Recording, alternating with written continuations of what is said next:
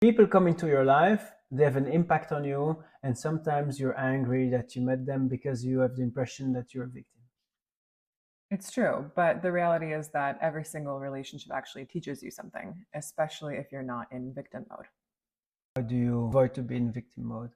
You have to look at every single lesson or every single person as a lesson and say, what did I learn from this person? What changed within me? What was brought to the surface? For example, my brother was just saying this the other day. He had a really big breakup at the end of last year and he was really upset in the beginning. And then over time, he was a little bit angry and then he got over it.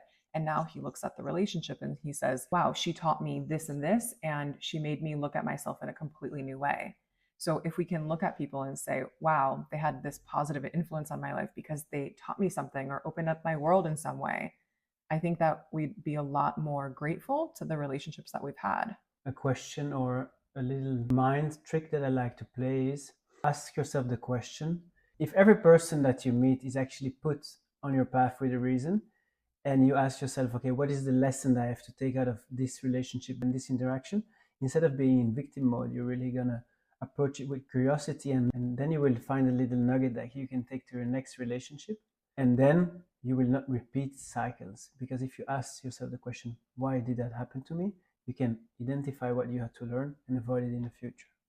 And every single relationship is a mirror. I like to think of it as that. They're teaching us something about ourselves. They're showing us where we maybe have room to grow, where we can change. And if we look at every person as being that on the path, then there's no wasted relationship. It's really just cumulative growth or compounded growth, right?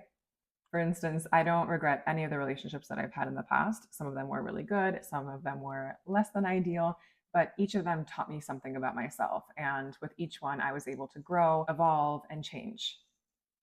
That makes sense. And that's also what led us to each other. Because had we not learned those lessons with other people, we probably wouldn't have been a match for one another. It's personal, but I have the impression you suffer way less from relationships if you approach it that way. Instead of being like, oh, this happened to me, you're like you have more a mindset of looking for the gems. Okay, this happened to me, but what do I need to get out of it? It's learning, it's failing forward. You're also priming your brain to look for the good. And I think that's something that's really important. Because instead of being, oh, the other person is doing something wrong, you're going to be like, okay, wow, you're going to focus on yourself. What do I need to take out of it? So, a really cool journaling prompt could be on the left hand side, jot down everyone that you've ever dated and had a relationship with, or the most meaningful relationships.